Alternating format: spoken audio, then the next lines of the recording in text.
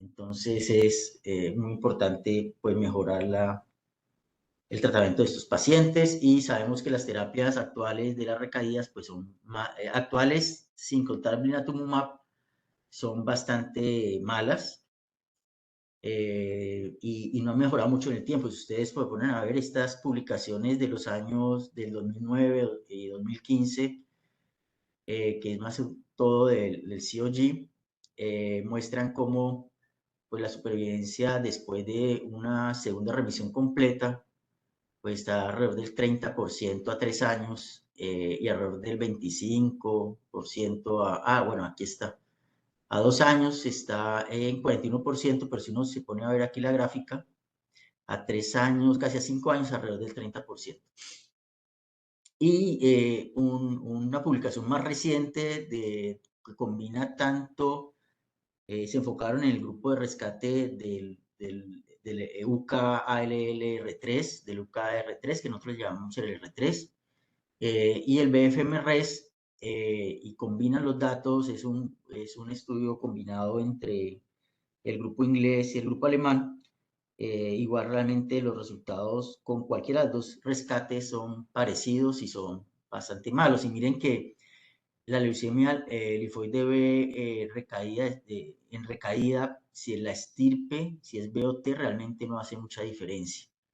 Entonces se pierde esa gran diferencia que teníamos entre B y T cuando ya han recaído. En Vigicáncer, ¿qué es lo que estamos viendo en las 10 ciudades? Pues esta curva desastrosa, pues, pero esperable, usted está, bueno, a 3 años ya se estabiliza en más o menos el 20%. Ahora, sabemos que hay factores de riesgo de las recaídas, que la supervivencia de la LLA en recaída depende del momento en que recaiga. Estos son dos estudios diferentes, diferentes épocas. Vemos que la recaída, lo que ellos llaman recaída temprana, es lo que llaman el BFM recaída muy temprana y es la recaída antes de los 18 meses. Esos son estudios del COG, diferentes momentos, diferentes cohortes, y miren cómo esa recaída, cuando recae la leucemia en menos de 18 meses, pues en la cohorte más antigua, pues eso a 3 años era alrededor de casi 10-15%, ha mejorado un poco ahora en esta cohorte más reciente a un 27% a 5 años y más o menos un 30% a 3 años. Me refiero un poco a los 3 años porque muchos de los datos que vamos a ver son de más corto seguimiento. La recaída entre los 18 meses y los 36 meses, que es la recaída intermedia, mejora a casi 50%, y las recaídas tardías casi 60%, 65, 60, 65%. ¿Cómo es la distribución en nuestro grupo de cáncer? Pues básicamente lo mismo, la mayor parte obviamente son B, pero lo importante aquí es el tiempo de recaída. Miren que más de la mitad de los casos, o sea, 2/3 partes de los casos prácticamente son recaídas muy tempranas, antes de los 18 meses. Entonces uno de entrada ya espera una supervivencia muy mala pues, de esta corte de pacientes. Y esto es interesante porque aquí juega un papel muy importante el abandono. El abandono al tratamiento, usualmente ocurre, el gran riesgo, la gran proporción de abandono del tratamiento ocurre en los primeros 6 meses. Y ese abandono al tratamiento, digamos, entre comillas, temprano, en los primeros 6 meses, va a conllevar usualmente a recaídas antes de los 18 meses. Entonces es como una cadena de eventos, ¿no? Abandono temprano, recaída temprana y muy malos resultados clínicos finalmente. La gran mayoría, pues son, como también se espera, recaídas hematológicas aisladas. Y aquí está, pues, el momento de recaída. Es interesante, bueno, aquí hay dos cosas interesantes. Uno, en los menores de 18 meses, en el momento de recaída, entre el diagnóstico y la recaída, pues los resultados son igual de malos a como en otras partes, 20% más o menos, entre 3 y 5 años. Pero miren que los intermedios les va igual de mal, entre los 18 y 36 meses, que es muy diferente a lo que veíamos ahora con los resultados, que las curvas de supervivencia que reporta el Children's Oncology Group. Y un poquito mejor, pero son muy poquitos pacientes realmente, son los recaídos tardíos, que no alcanzan el 60% que alcanzan en la publicación previa que les presenté, pero bueno, por lo menos alrededor del 45% se nota la diferencia. Estos sí son mixtas, son hematológicas o del sistema, aisladas del sistema nervioso central, igual la hematológica es la peor y si es hematológica muy temprana, pues, pues prácticamente se curan muy poquitos. La mixta, que en otros reportes de otros países les va mucho mejor, aquí les va igual de mal que la hematológica. Y sistema nervioso central aislada sí tienen una mejor supervivencia. Si quieren interrumpir o preguntar, no hay ningún problema, solamente hablan y ya. Yo no alcanzo a ver si levantan la mano, o sea que pues toca intervenir así nomás. No hay problema en interrumpir, mejor dicho.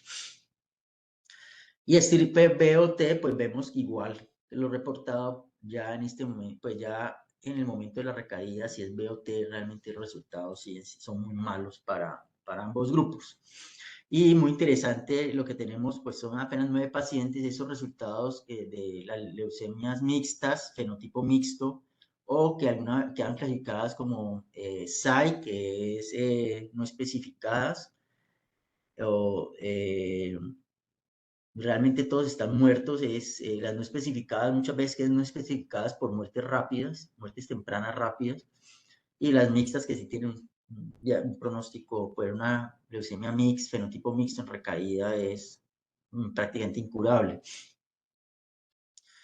Bueno, eso era como una abrebocas a lo que vamos a hablar y lo otro es que sabemos que hay diferentes estrategias en la terapia, en la inmunoterapia para el tratamiento de los tumores del ser humano, que vamos a hablar básicamente de la inmunoterapia mediada por anticuerpos y específicamente lo que nosotros llamamos anticuerpos biespecíficos, y dentro de ese grupo, que vemos que hay varios tipos de grupos, vamos a hablar de las que son anticuerpos biespecíficos mediados por células T o BITE. Y allí en ese subgrupo es que entra el blinatumomab,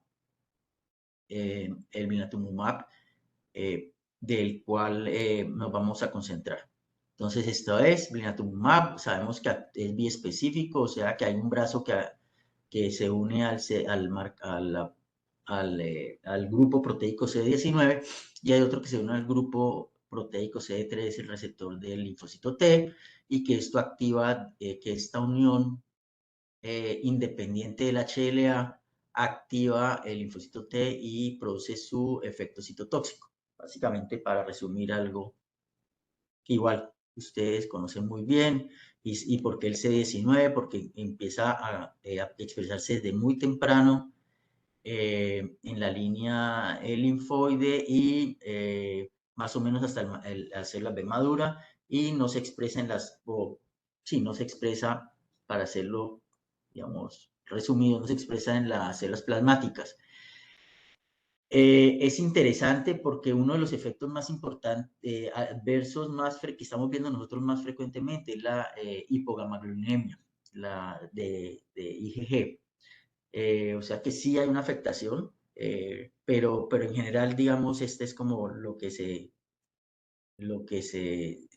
muestra.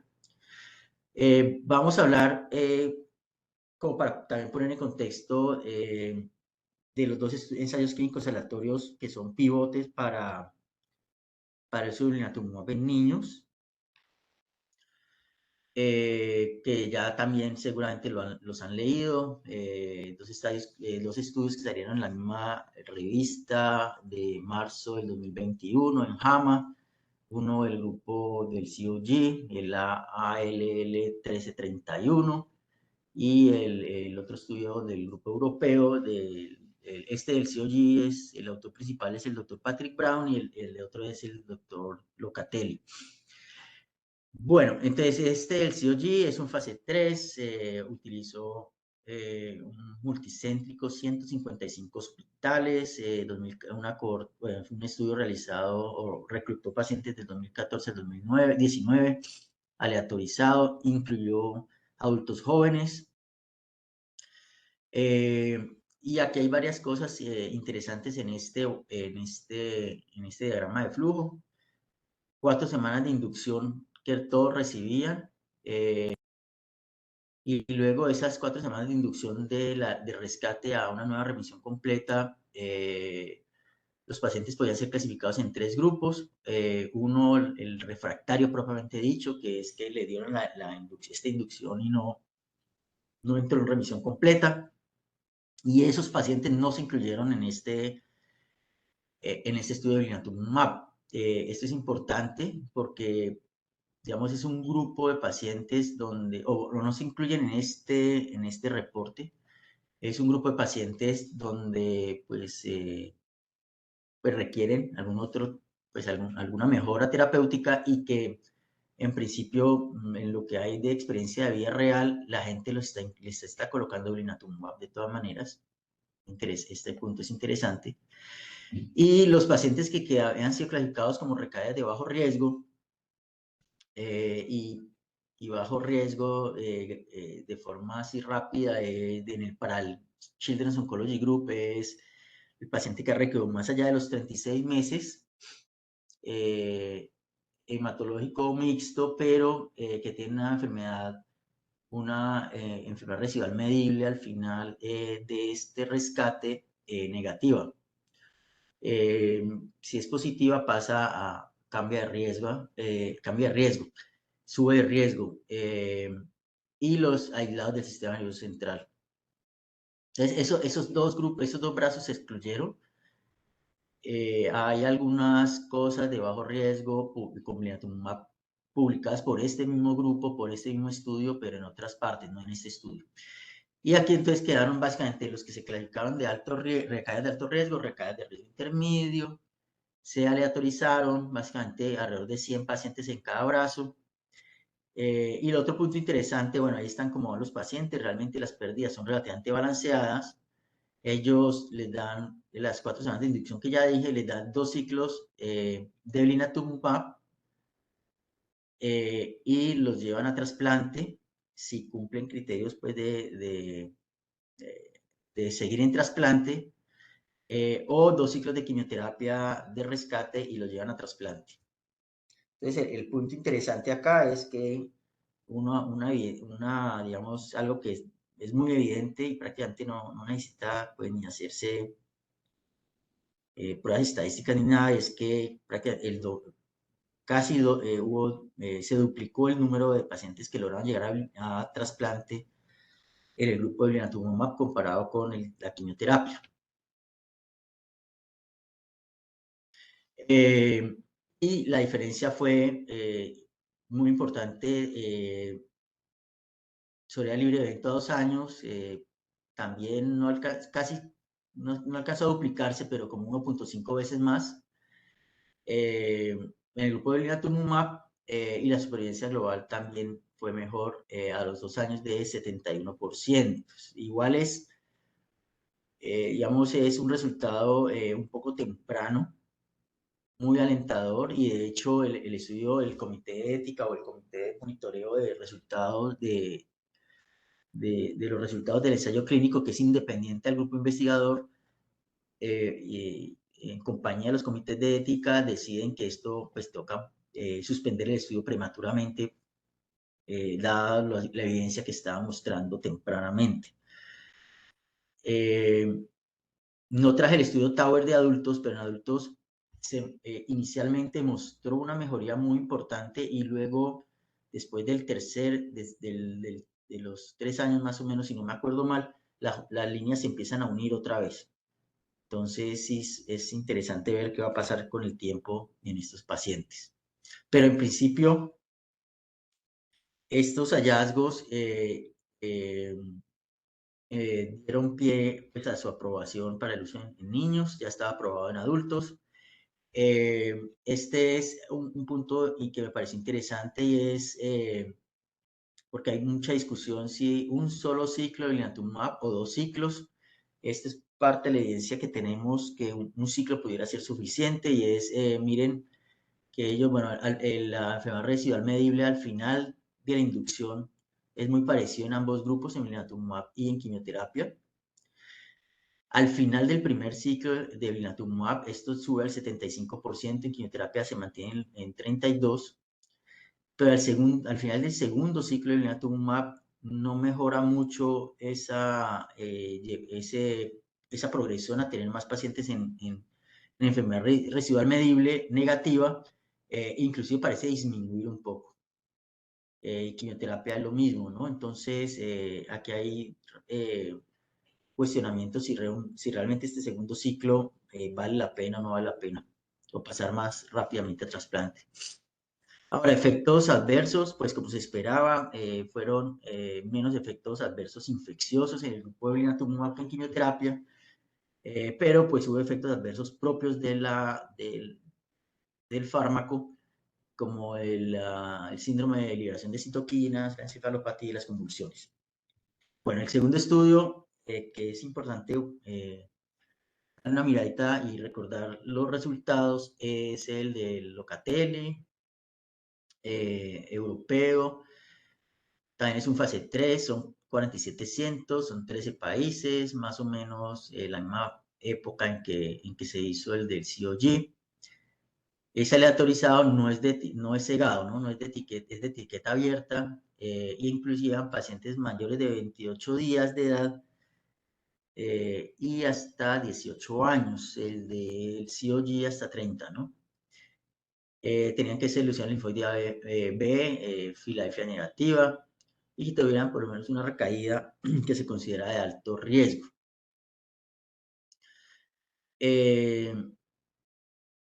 Y lo que ellos querían ver era qué tanto profundizaba la enfermedad residual medible, o sea, qué tanto la disminuía, y el pretrasplante, básicamente. Y ya tenían los desenlaces, perdón, ese es el objetivo, y el desenlace primario era ver la supervivencia libre de evento. ¿Cuál era el protocolo? Básicamente le dan su inducción de quimio basado en el protocolo internacional de recaída ALL, que es un protocolo principalmente europeo. Le daban la inducción, le daban 2 ciclos de consolidación. Los refractarios a ese tratamiento salían pues, se colocaban salían del estudio y el tercer ciclo se aleatorizaba a recibir el blinatumomab versus quimioterapia. Este estudio también fue terminado prematuramente, es un estudio más pequeño que el de COG, son 108 pacientes que finalmente llegan a ser aleatorizados, o sea, de 121 recaídos que inician la inducción llegan a 108. Y eso se aleatorizan más o menos 50 en cada brazo. 48 llegan a trasplante en el grupo aleatorizado de blinatumomab versus 38. Ya digamos, es un poco, no es como tan dramática las diferencias. Sin embargo, en supervivencia libre de evento sí fue importante la diferencia. Prácticamente un 60, 67% de menor riesgo de muerte en el grupo, o de menor riesgo de evento en el grupo de blinatumomab, con una supervivencia por encima del 60%, supervivencia libre de evento por encima del 60%, un 62 más o menos, perdón, yo no puse por ahí, así 66% contra 27%. Y la supervivencia global también mostró diferencias significativas, un 60% menor riesgo de muerte menor riesgo de muerte en el grupo de blinatumomab. Desde este tiempo se toma desde la aleatorización, no se tomó desde el reclutamiento. Entonces, seguramente si uno lo toma desde el momento en que recaen, eso cae, esas diferencias van a caer. Pero igual, este también fue terminado prematuramente por las diferencias tan grandes que está mostrando entre los grupos, los brazos de aleatorización. Interesante para notar, detalles es que el añadir el ciclo del blinatumomab fue importante tanto en los pacientes que tenían enfermedad residual mínima negativa como los que tenían enfermedad residual mínima positiva al momento de la inducción, al momento de terminar la inducción, el ciclo de inducción. Ahí están como el hazards que se muestra al lado derecho. Entonces, este es otro punto muy interesante porque parecería que los pacientes que así estén en enfermedad residual mínima negativa se favorecen de al menos de un ciclo de blinatumomab, o eso sugieren estos resultados. Y muy interesante para nosotros, especialmente los recaídos muy tempranos, menos de 18 meses, parecerían que tuvieron un beneficio y un beneficio aparentemente importante, pero nuevamente los números son pequeños. Entonces esto hay que ver en el tiempo y que tengamos más datos. Bueno, han salido 2, 3 estudios como importantes de la vida, que pues lo que se está ahora publicando como resultados de la vida real. Son dos estudios, este estudio del NEUF, que también es de Locatelli, y el estudio Rialto. Son dos estudios que los dos son basados en información de programa de acceso expandido a blinatumomab, antes de que este inclusive fuera aprobado, digamos, un programa en donde se permite el uso de blinatumomab en niños, digamos, en forma casi que uso compasivo, por decirlo de alguna forma. El NEUF incluyó 113, 5 países: Francia, Italia, Rusia, España, Reino Unido, y lo que querían ver era ver más como los patrones de tratamiento, cómo se está usando el medicamento a eventos adversos, y no necesariamente los resultados clínicos como supervivencia libre de evento. Sin embargo, pues obviamente los publican. Entonces, hubo 72, de esos 113, 72 se utilizó en leucemia linfoide aguda B, refractaria, Filadelfia negativa, recaída refractaria, 72 pacientes. Vimos que en el estudio que tanto el COG como el Locatelli, del europeo de los aleatorizados, este fue un grupo que no publica, pues que ellos no incluyeron en el estudio aleatorizado publicado.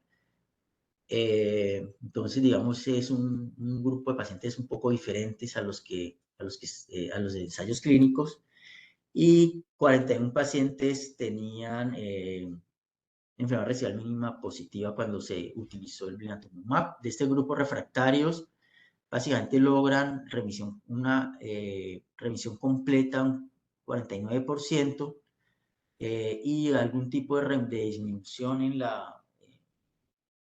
disminución en los blastos, un 53%. O sea, la mitad, para ponerlo en términos fácil de recordación, la mitad tuvo respuesta, la otra mitad realmente fue refractario al uso de blinatumomab. Ahora, en los grupos, aquí aparecen tanto digamos, refractario en esta tabla como los del enfermedad residual mínima positiva. En aquellos que tuvieron respuesta o que estaban en remisión que lograron la remisión o la respuesta completa, incluyendo enfermedad residual mínima negativa en los refractarios, la respuesta fue el 83%. Entonces, lo que significa esto es que los pacientes que lograron responder inicialmente a la leucemia y que finalmente llegaron a los 2 ciclos, ese grupito muy específico, al final del segundo ciclo logró un 83% de enfermedad residual mínima negativa. Este es entonces al respuesta de los ciclos. Miren que la respuesta para enfermedad residual mínima positiva, luego el primer ciclo fue más o menos 70%, y luego el segundo ciclo fue el 75%. Aparentemente es similar al refractario, una vez el refractario se ha logrado meter nuevamente en remisión completa. Bueno, digamos. Ahora, las diferencias de todas maneras siguen siendo, a pesar de que son luego llevados a trasplante y la mayor parte con enfermedad residual mínima negativa, Los refractarios siguen teniendo una supervivencia peor que los que tenían la enfermedad residual mínima positiva antes de recibir el blinatumomab. Más o menos 40% versus alrededor del 60%. Esto es antes del mes 20, o sea, como a los 18 meses. A los 24 meses está alrededor del 50 y algo por ciento para los que tenían enfermedad residual mínima positiva y se les dio blinatumomab. Miren que estos resultados son asesoría global. No reflejan tanto lo encontrado con los ensayos clínicos. En ensayos clínicos les dio mejor, una supervivencia mejor. Ligeramente mejor, pero ya digamos, usualmente eso pasa en los estudios de vida real. Las supervivencias tienden a ser un poco menores de las que están publicadas en los ensayos clínicos. Este es el Rialto.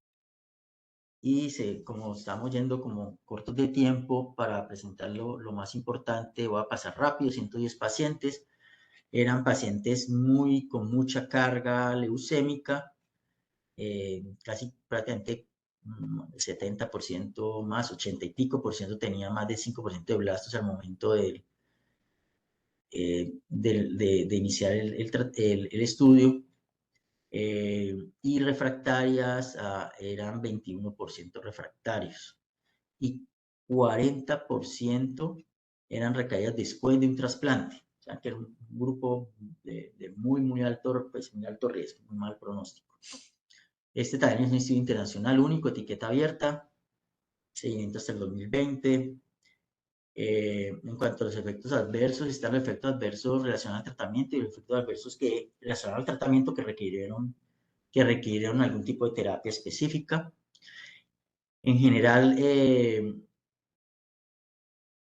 reportan en general 8.2% de eventos fatales, 28% de grado 4, que llevan a la interrupción completa del tratamiento básicamente el 3%. Ahora, estos son eventos adversos que aparecen durante el ciclo del blinatumomab, no necesariamente son de ellos el blinatumomab, se asocian, digamos, que ocurren durante el ciclo y por eso se colocan, pero no necesariamente es que sean causalmente dados por el blinatumomab. Lo que encuentran ellos es que nuevamente un seguimiento todavía cortico, 18 meses apenas, más o menos la mitad está vivo, seguridad global. Y en el grupo que logró responder a tener una enfermedad residual mínima negativa, que eso es lo que significa respuesta a la enfermedad, respuesta a la mínima residual, es que están al momento de terminar el blinatumomab, están negativos, tienen una supervivencia de 18 meses alrededor del 80%, o sea que mejoró ostensiblemente si lo comparamos con los que no logran negativizar la enfermedad. Y este es otro estudio de la vida real de la AIO, del grupo italiano, que básicamente lo que les interesa a ellos es mostrar como los efectos adversos. Y quería detallar nomás que los eventos neurotóxicos fueron el 39%, que es de todo tipo de efectos neurotóxicos, convulsiones, que es la que más nos interesa, fue alrededor del 6%, 6.5%. Hipogamanemia, 4%, que es otra de las cosas que estamos viendo frecuentemente.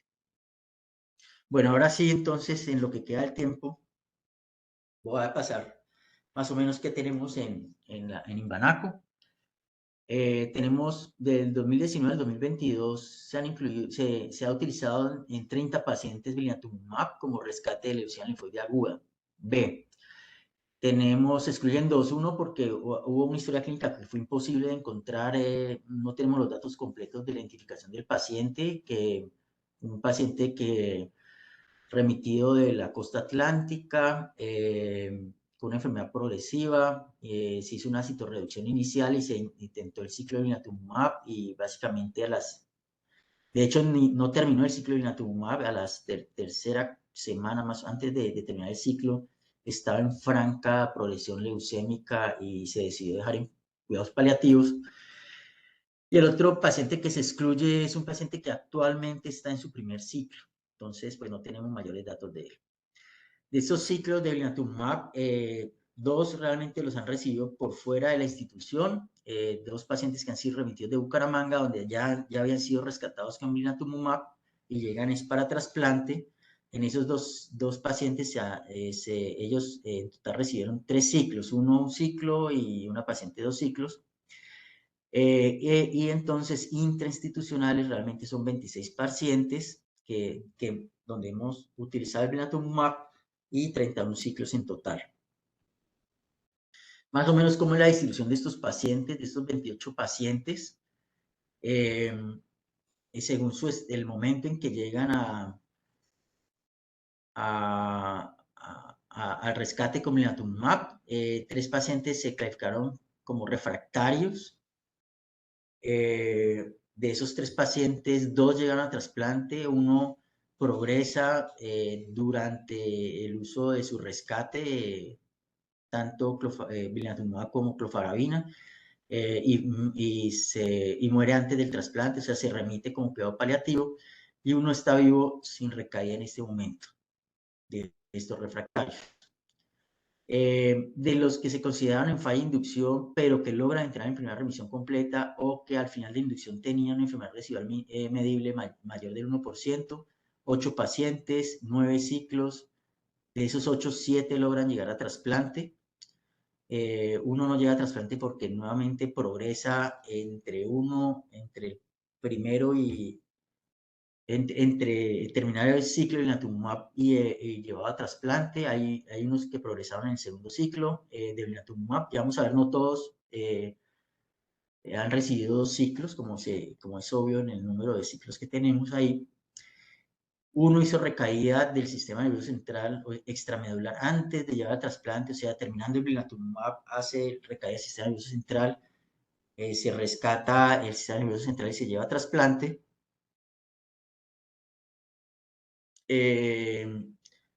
Uno hace recaída hematológica, pero ya después de haber sido trasplantado, y en ese momento sigue vivo, pero pues está presente en paliativo. 2 pacientes mueren por trasplante y en ese momento obtenemos 4 vivos y que no están en recaída, o sea, el 50% en este momento. De los que están en segunda remisión completa, es el grupo más grande, o la indicación en este momento en la cual estamos usando más blinatumomab acá.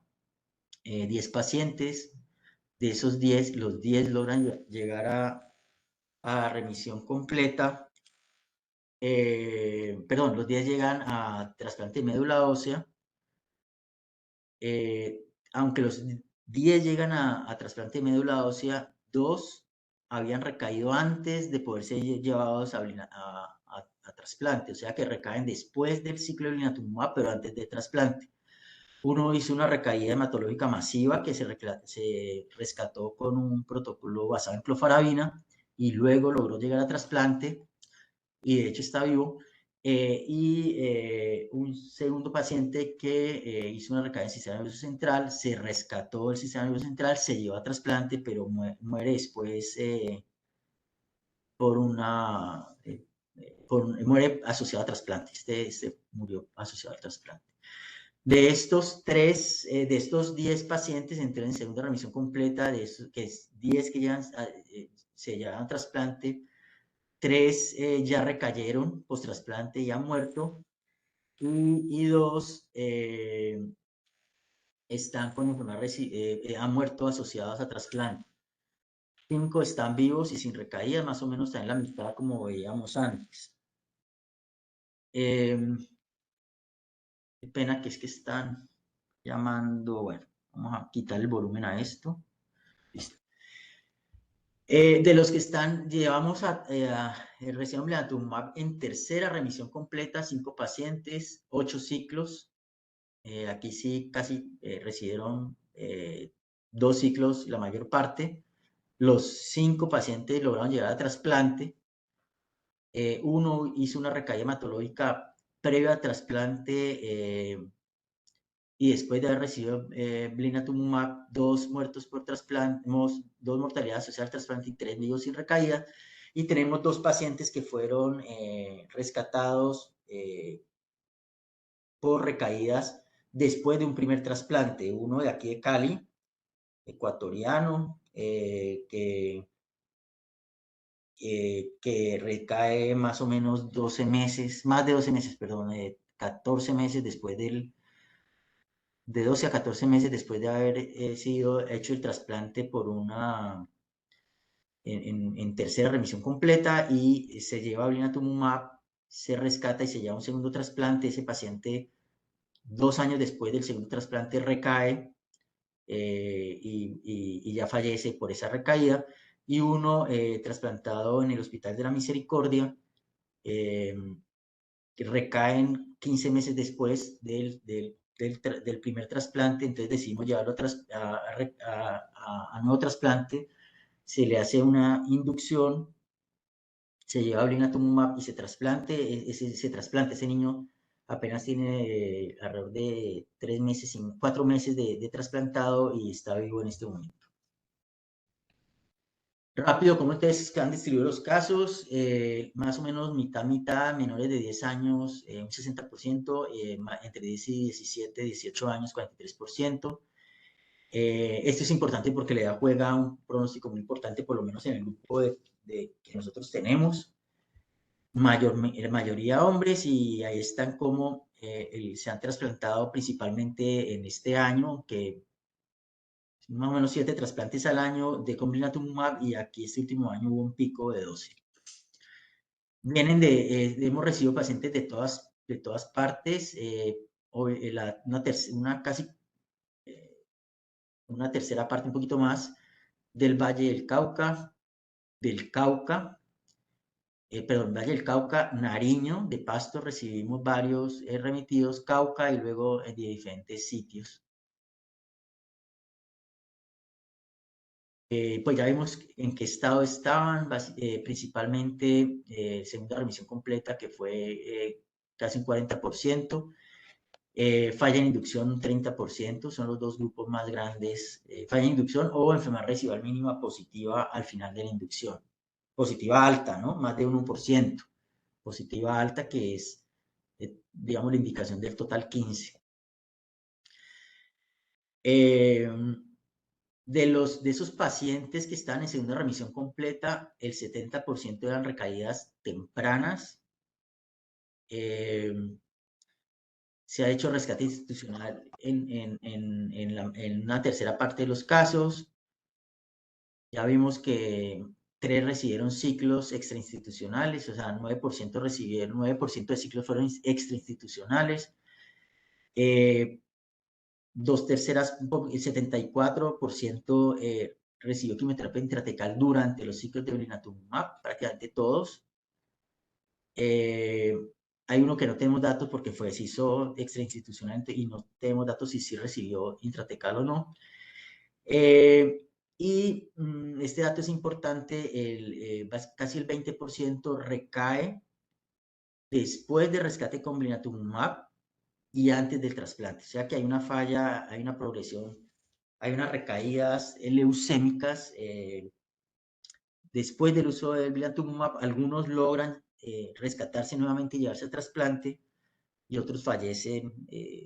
3, bueno, eso está más adelante, 3 logran llegar a trasplante de esos, de los cuales 2 fueron sistema nervioso central, a pesar de usar intratecales frecuentes. Durante el curso de blinatumomab estamos usando de 2 a 3 intratecales, y 2 fueron, 3 fueron extramedulares y 2 fueron hematológicos, 2 fueron extramedulares y 3 fueron hematológicos. ¿Cómo ha comportado la enfermedad residual mínima? La enfermedad residual mínima, son pocos los pacientes, entonces tratamos de agruparla en si descendió con respecto a cómo estaba. Ya vamos a ver si era pre-blinatumomab, o entre ciclo 1 y ciclo 2, o entre ciclo 1 y el trasplante y pretrasplante. Si no tuvo cambios o se aumentó. Entonces, básicamente, si miramos el grupo en que tenía blinatumomab, la enfermedad residual mínima antes de blinatumomab, Estos son pacientes que ya por protocolo han recibido algún tipo de inducción de rescate, ¿cierto? O vienen en primera remisión completa, habiendo recibido la inducción y parte de la consolidación del protocolo de leucemia de primera línea. Entonces, es esta enfermedad preblinatumomab y luego miramos la enfermedad pretrasplante. Puede ser después del primer ciclo, bueno, antes del trasplante, habiendo recibido 1 o 2 ciclos de blina, o inclusive habiendo recibido un ciclo de blina y otro tipo de rescate en aquellos que recayeron después de blina. Entonces, desciende en el 78% de los casos y no hay cambio en el 13% de los casos y aumenta esta enfermedad residual mínima en 9% de los casos. Entonces, pues el uso de blina no garantiza que todos sus pacientes vayan a descender la enfermedad residual mínima, pero pues hay un chance de un 78% están descendiendo. Si vemos entre lo que teníamos, el valor de blinatumomab, preblinatumomab y después del primer ciclo, 69% desciende esa enfermedad residual medible, que es parecido a lo que muestra el estudio aleatorizado del COG. Entre los dos ciclos, pues son muy pocos pacientes que realmente llevamos un segundo ciclo, porque digamos desde el año pasado prácticamente decidimos poner un solo ciclo y si ese paciente estaba en enfermedad residual medible negativa, llevarlo a trasplante y no hacer un segundo ciclo. En parte fue porque en esos primeros pacientes del 2019 y algunos del 2020 tuvimos este comportamiento y era que con el segundo ciclo realmente progresaba la enfermedad, hacían una recaída durante el segundo ciclo. Entonces, y lo que vimos, lo que les comentaba en el ensayo clínico del COG, no, perdón, de Locatelli, no, del COG que parecería que ese segundo ciclo no aportaba mucho en disminuir, en profundizar la enfermedad residual medible y entonces realmente ahora estamos tratando de llevarlos después del primer ciclo de enfermedad residual mínima medible negativa a trasplante. Hay pacientes que no lo logran porque están infectados, porque tienen sobre todo micosis profundas y entonces requieren otro ciclo de blinatumomab mientras se logra un mejor control de su micosis antes del trasplante. Y entre el ciclo 1 y el trasplante, realmente se mantiene muy estable en la enfermedad residual medible, en el sentido de que estos pacientes, la mayor parte de estos agentes ya son negativos, y entonces nosotros los estamos llevando rápidamente a trasplante.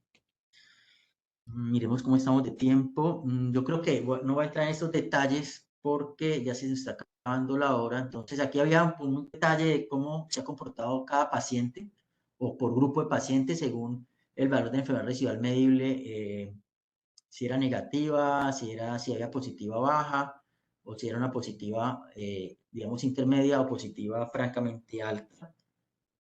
Me lo voy a saltar.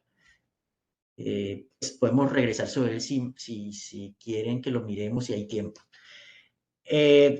Trasplante, entonces 26 lograron llegar a trasplante, eso da 93%, pero con la salvedad de esos dos casos que recaen, se rescatan y se llegan a trasplante. Entonces, si cogemos nomás los pacientes que llegaron al trasplante después de blinatumomab sin necesidad de ningún otro tipo de rescate de quimioterapia, fue el 79%, que igual es muy parecido a lo que reportan los ensayos clínicos, alrededor del 87, 80 y pico por ciento, no recuerdo, 84, algo así, es que logran llevar a trasplante, no mentiras, 70.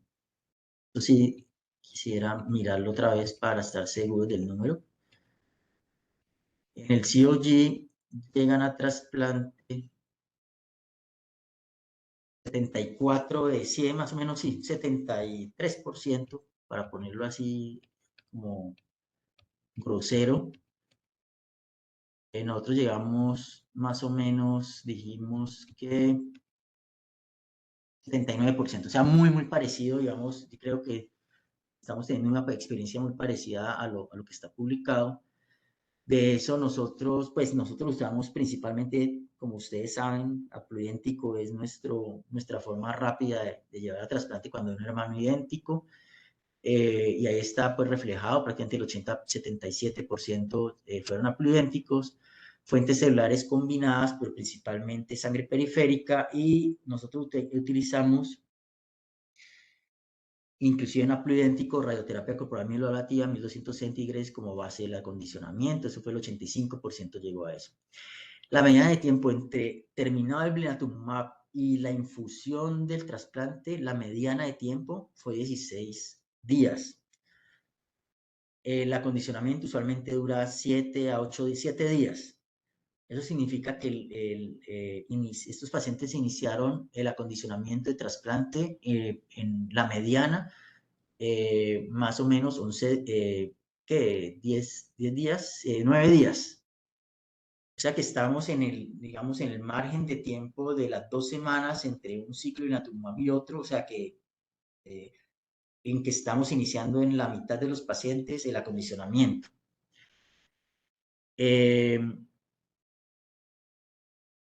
Y los números que aparecen ahí al lado, 12 a 18, es el rango intercuartil. Eso quiere decir que 25% de los pacientes inclusive iniciaron el acondicionamiento de trasplante en los primeros 12 días, se les colocó la infusión de células en los primeros 12 días después del blinatumomab. O sea que eso es prácticamente que 4 o 5 días después de haber terminado el blinatumomab ya hemos comenzado el acondicionamiento. Y el 18 es el percentil 75, 18 días de infusión, menos 7, o sea, el 75% ha comenzado el acondicionamiento 11 días de haber terminado el blinatumomab. Y creo que esta es una de las cosas importantes que nos está dando el blinatumomab a nosotros, que nos sirve como colchón, o sea, como una especie de tiempo en donde logramos planear todo el protocolo de trasplante, incluyendo la radioterapia corporal total, que a veces los tiempos de radiología no son los mismos que los de nosotros, para que todo ocurra de la forma más, digamos, más rápida posible, en unos tiempos que tratamos de que no nos recaiga nuevamente la leucemia, sin perder pues la intensidad de tratamiento. Estos son los efectos adversos grandes que hemos visto. Desafortunadamente en esto, como es un estudio observacional, los efectos adversos, hay algunos que no quedan registrados en la historia clínica, que es un problema grande de los estudios de eventos adversos cuando no se está en un protocolo pues, de investigación. Muchos no se pasan, fiebre de, por ejemplo, temperaturas o fiebre de baja intensidad, muchas veces no quedan, ¿no? Cosas de ese estilo, ¿no? Taquicardias leves que no quedan. Entonces, digamos, estos son los eventos que quedan registrados más grandes. Igual la fiebre es muy frecuente, y ahí están en 26% de los casos. Yo diría que es más que eso realmente. Casi todos hacen los primeros días algo de febrículas o fiebre, las primeros, inclusive toda la primera semana, no los primeros 2 o 3 días. Sino la proliferación de citoquinas, digamos, moderado, moderado diría, en 13%, 4 pacientes, y esto fue los primeros pacientes donde habíamos colocado blinatumomab con cargas blásticas más altas. Ya estamos colocando blinatumomab con cargas de enfermedades medibles más bajas, y entonces realmente esto no lo hemos vuelto a ver. Y pues obviamente ustedes saben que el protocolo el uso de dexametasona. Taquicardia sin fiebre 3%, temblor ha sido un 3%, cefalea 6%, convulsiones. Entonces nosotros no estamos muy seguros porque en nuestros primeros grupos de pacientes realmente los episodios convulsivos fueron relativamente frecuentes. Ahora ya, digamos, el ajustado es 13%. Estamos utilizando levetiracetam ya desde hace de este año para profilaxis. Pensamos que tiene algo que ver con infusiones que en el piso no alcanzan a ser completamente continuas y algún bolo o alguna cosa está pasando. Un paciente nos hizo un cuadro como una encefalopatía, pero fue algo muy leve e irreversible. Mialgia 6%, neutropenia 6%, linfopenia se ve, es muy frecuente también los primeros 3 días, 3 días a una semana, y luego viene la linfocitosis reactiva y luego el estabilizarse. Y algo que estamos viendo muy frecuente, y es posible que sea por el tipo de quimioterapia de rescate que estamos utilizando antes del uso del blinatumomab, y que con el uso del blinatumomab se exacerba y es la hipogammaglobulinemia. Solamente tenemos datos de 12 pacientes porque era un laboratorio que no estamos haciendo tan de rutina en nuestros pacientes. Perdón.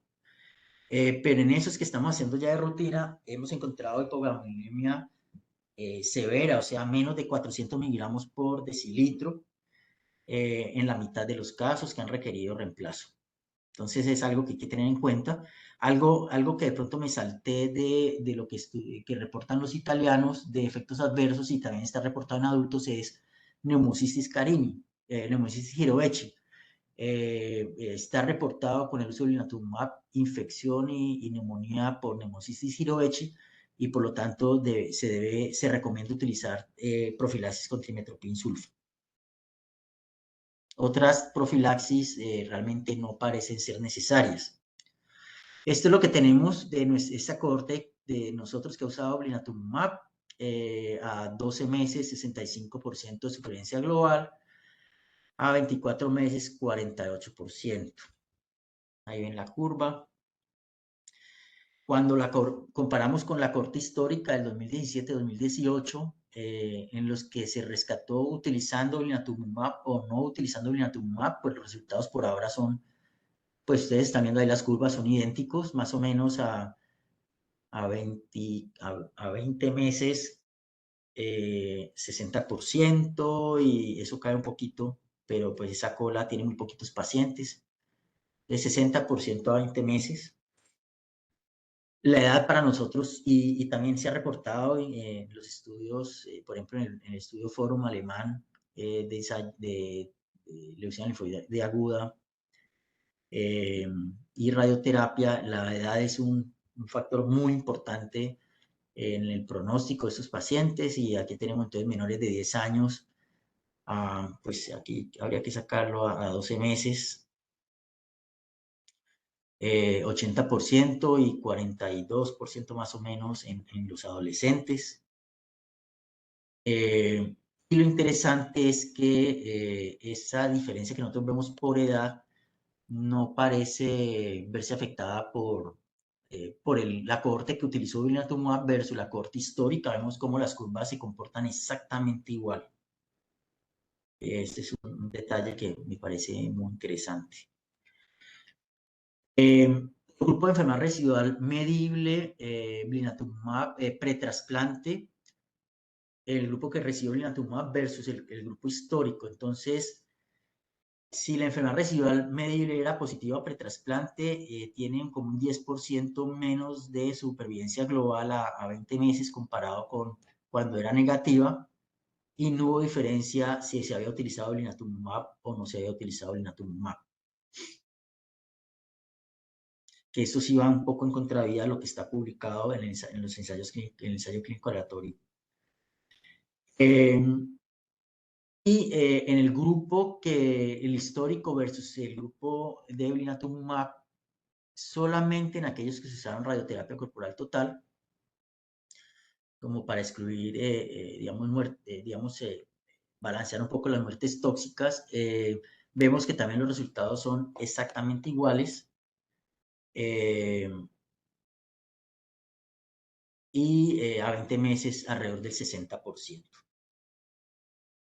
Y bueno, esto era todo lo que tenía. Me pasé unos 6 minuticos. Muchas gracias por la atención y cualquier pregunta.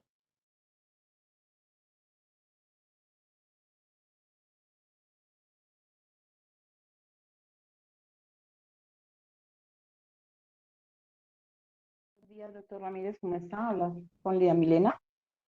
Primero que todo, pues Hola. felicitarlo por la conferencia, muy buena, muy instructiva. Yo tenía una inquietud, y es que aquellos niños que recayeron post-trasplante, ¿estos niños recibieron trasplante de un donante idéntico o haplo? O sea, la fuente del trasplante. Sí, entonces tenemos los dos recibieron, los dos retrasplantados. El segundo trasplante fue de haplo.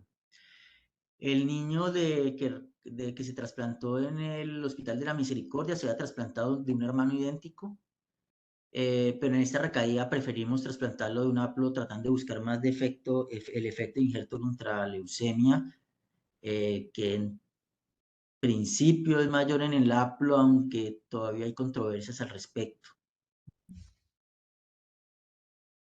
Vale, doc, muchas gracias.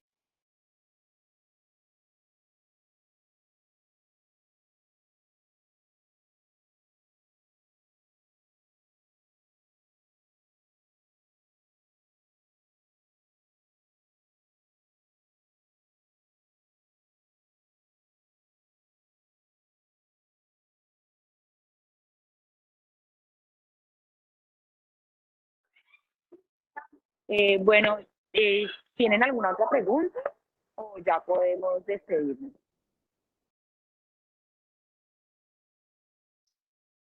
No, muchas gracias, Oscar. Excelente presentación. Bueno, ¿no? Y la invitación para que sigamos reuniéndonos entonces en este tipo de espacios y pues ya allí le damos la palabra a Lucía por si quiere dar algunas palabras de cierre. De nuevo, muchas gracias a todos. De verdad, agradecemos a cada uno de los especialistas que nos acompañaron en estos espacios durante este año. Como les comenté al inicio, esperamos seguirlos apoyando, tanto Podemos como todo el equipo y cada una de las instituciones en las que se encuentran.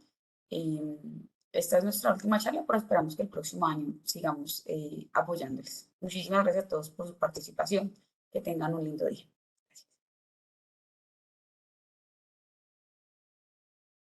Bueno, muchas gracias a todos, que estén muy bien, gracias. Hasta Muchas luego. gracias. Muchísimas gracias a todos. Buen día.